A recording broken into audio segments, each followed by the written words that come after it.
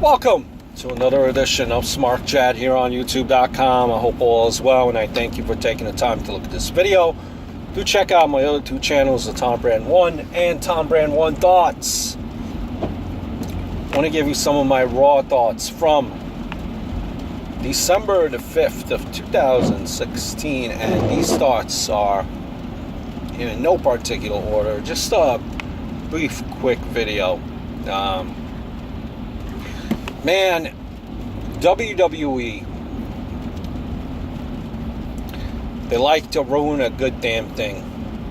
Like to ruin a thing, man. And I thought that they would break them up, because WWE never knows how to keep around a good thing. And it seems like they're splitting up the greatest, best friends in the world, in Jericho and Owens, and it continued this week. And I thought that's where it was heading, but I'm hoping that I'm still wrong, man. You guys, Jericho, is around 43, 44, maybe even older at this point. I think Jericho's working on 3-month contracts.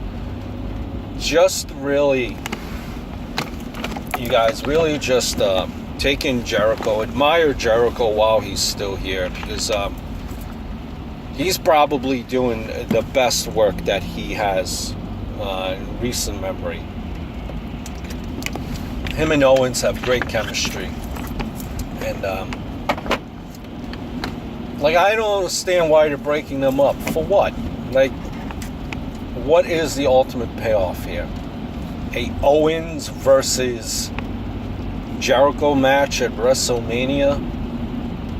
You're gonna break it up for that type of a match? It's not gonna be a match that's a main event. It's not a main event WrestleMania type match. Why are you ruining something that's so good? So good. It just continues, and whenever Jericho slapped Owens, and I wanted to turn my head, because I wanted to not see what I was seeing. Seems like it's going that way. Even after Owens trying to give Jericho free gifts, and Jericho did not thank Kevin Owens.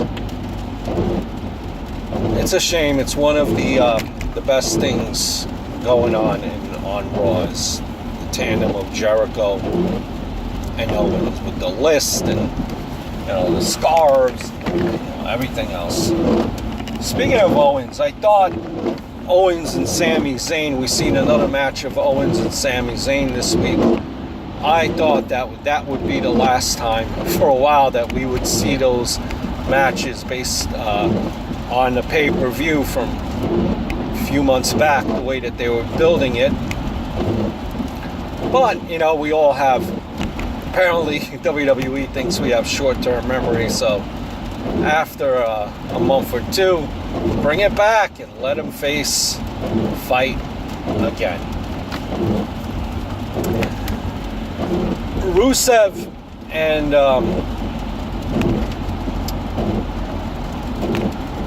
and the Certified G there, Enzo Amore, yet again had an encounter. This time the encounter was in a hotel room, as Lana lured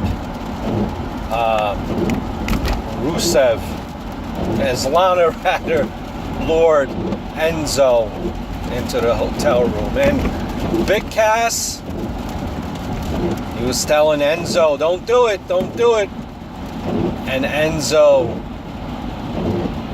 didn't want to hear it.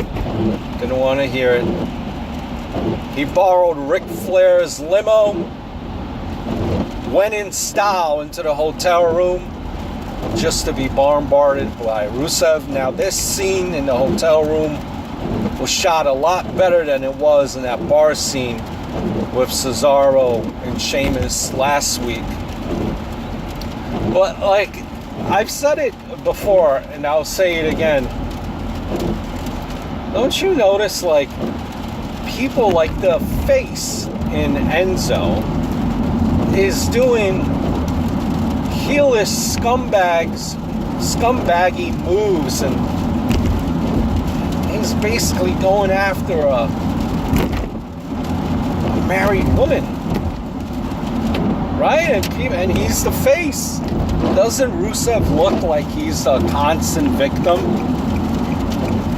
And speaking, I mean, it's the little things that matter. What was the justification that Enzo had in sticking his nose in Rusev and Lana's business when they were just talking loud? It's not like they were even arguing, you know? That whole interaction, too, with Cass on the phone, like suspension of disbelief. All of a sudden, when Cass is in the ring, he realizes that Rusev set up his best friend Enzo, and he wasn't going to be fighting Rusev in the ring. He grabs the phone, calls Enzo, and then all of a sudden Enzo picks up, and they're already like momentarily showing it on the big screen. I don't know, it just didn't did the phone even ring, and all of a sudden, you know, you're right looking at this screen. Just suspension of disbelief. Sasha Banks versus Charlotte Flair yet again will be at Roadblock, and Charlotte Flair again is probably the best female wrestler out there right now. You can't deny that.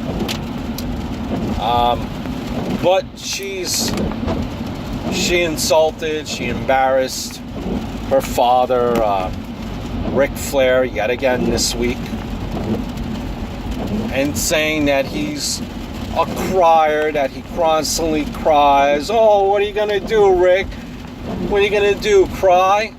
Meanwhile, if you think about it, all that we see from Charlotte and all that we see from Sasha is constant crying. Crying. I don't get why Charlotte Flair would say that if she, in that promo was good. She was on point, said all the points she needed to say. But if you're going to bring up a point where your father is constantly crying, if you're constantly crying as well, every chance you get, you cry, why would you even bring that up in the first place?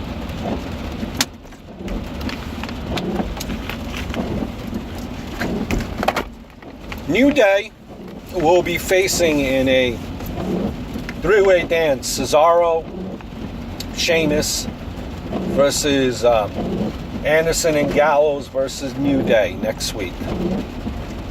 And yet again, this week on the outside, you've seen a New Day interference. I'm telling you, I am seeing a heel turn. I am seeing a heel turn from New Day.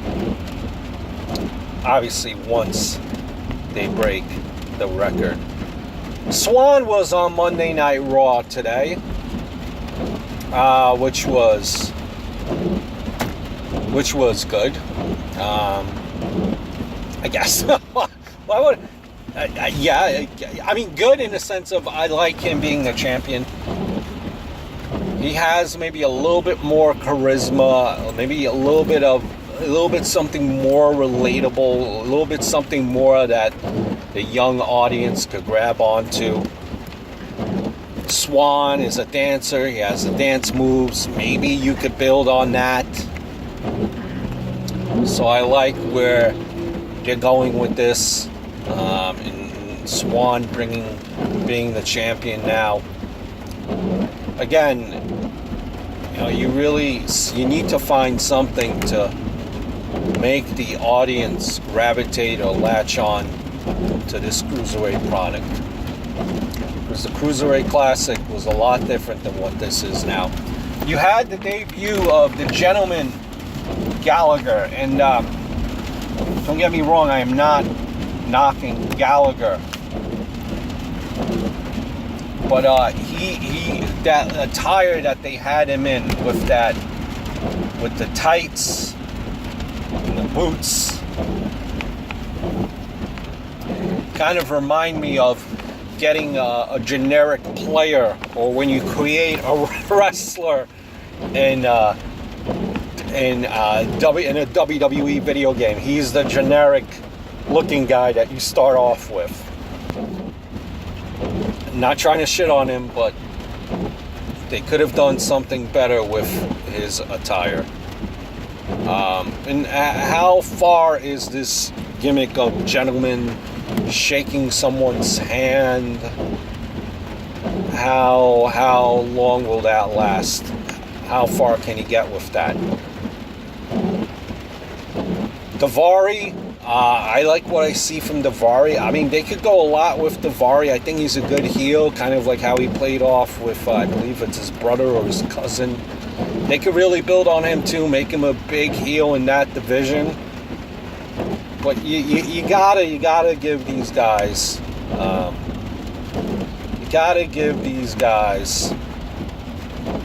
something where the fans could latch onto. And maybe this is why you're having 2 matches on Raw, along with having your own show in 205, because they need some buzz. They need people to watch this show.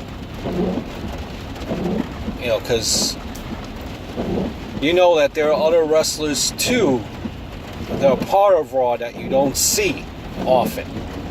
And the cruiserweights are taking majority of that time, which you could use to guys like Curtis Axel or Bo Dallas. So they're really trying to get this cruiserweight division over. You really need to develop characters.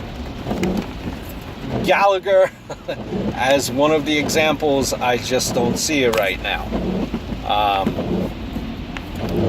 You had the debut of Big Show, and a re-debut of Big Show, and a typical re-debut of Big Show, where he came out as a heel and ended as a face. Typical Big Show. I hope all is well, and I look forward to speaking to you very, very soon.